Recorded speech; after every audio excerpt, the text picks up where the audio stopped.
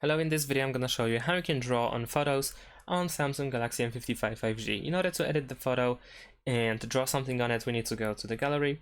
Then in the gallery, in pictures, you can select the picture that you want to edit. Let's say I'm gonna choose this one. And then over here at the bottom of the screen, you have this pen icon. You can tap on it in order to start editing. And now switch to this icon over here with the smiley face. And now we have the option to draw something. You can also draw you can draw with the pen. You have the highlighter that works like in a straight line. You have something like this to create pixels, I suppose. And we have the eraser as well. You can also go back step by step by pressing this arrow and then redo by pressing the other one.